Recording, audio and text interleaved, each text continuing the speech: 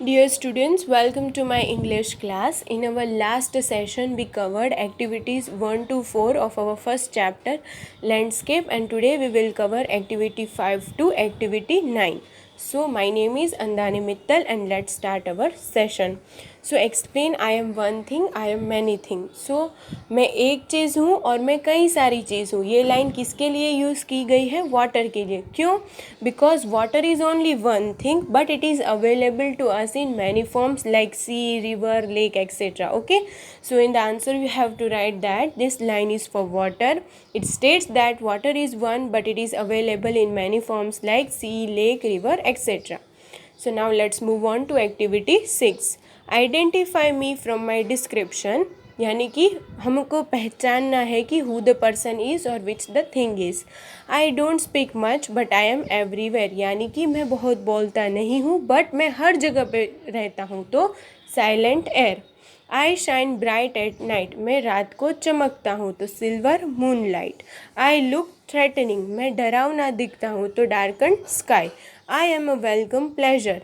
Warm sunlight. I am lot yet little water. यानी कि मैं बहुत ज़्यादा हूँ पर पानी बहुत कम हूँ. यानी कि countless droplets.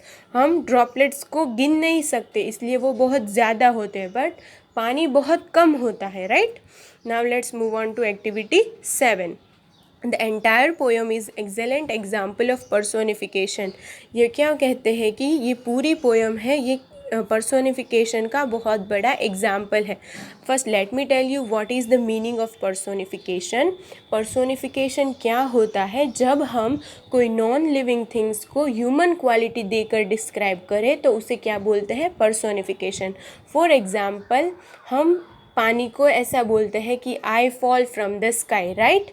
So I is used here for water and water is non living thing but we give it a quality of falling. Right. So falling is the quality of human qualities क्योंकि living things ही fall करती है, गिरती है. But here we have given the quality of falling to water. So it is a line of personification. Personification is a figure of speech. Okay. In English language there are hundreds of figures of speech and personification is one of it. So personification क्या है? कोई non living things को जब हम human qualities देते हैं तो उसे पर्सोनिफिकेशन कहते हैं.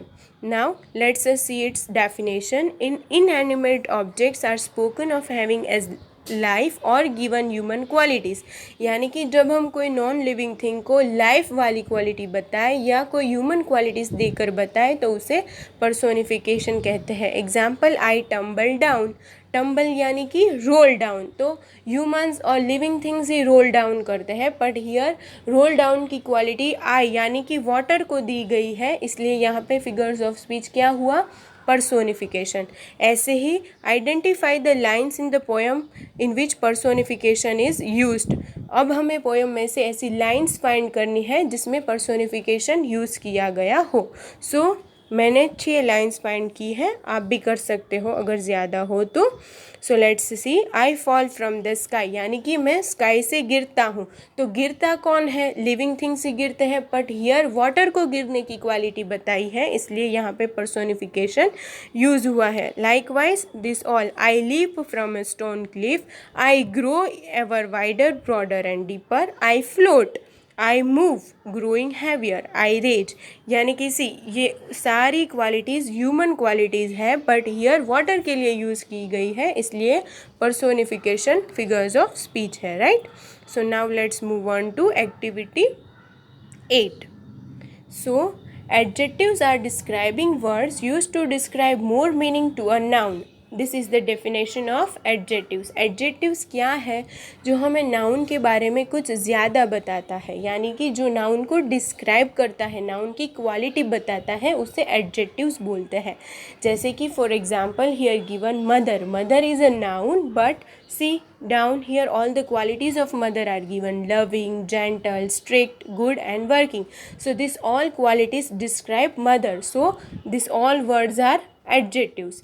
Likewise we have to make adjectives of these 5 words: friend, match, beauty, food and movie. So I have made by myself. For friend, close friend, good friend, best friend, nice friend and childhood friends. Old movie, good movie, boring movie, Tamil movie, Bollywood movie. यानी कि movies कैसी है, तो old है, good है, boring है, तमिल है और बॉलीवुड है। ऐसे ही आप सबको ये 5 वर्ड्स के एग्जाम्पल्स बनाने हैं। अगर ना मिले तो ये मैंने जो लिखे हैं वो भी लिख सकते हैं। Okay, so now let's move on to activity 9। Activity 9 is adding ER to adjective makes it comparative adjective.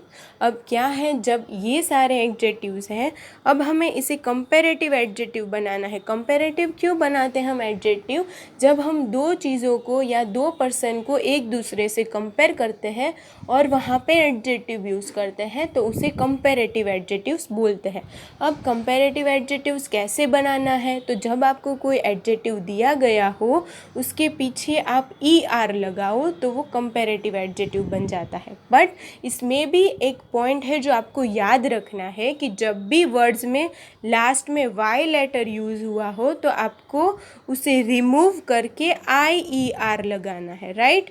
Please remember this point कि जब वर्ड में लास्ट लेटर Y हो तब आपको Y को रिमूव करके IER लगाना है, और जब Y ना हो तो सिर्फ ER लगाना है। Okay, when Y is present you have to remove Y and put IER over there, and where Y is not present you have to just put ER over there. So let's move to our examples. See, first example is heavy. heavy है तो उसका last letter Y है तो हम उसको remove कर देंगे और पीछे क्या लगाएंगे? IER, यानी कि वो बन जाएगा heavier. So next example is dark. वहाँ पे Y नहीं है तो सिर्फ हम ER लगाएंगे, डार्कर। वैसे ही ब्रॉड तो broader. So now use different comparative adjectives to form sentences of your own like this. So I have made 3 example. Rohan is taller then Sohan, यानी कि मैंने रोहन और सोहन को कंपेयर किया है कि रोहन सोहन से ज़्यादा टॉल है।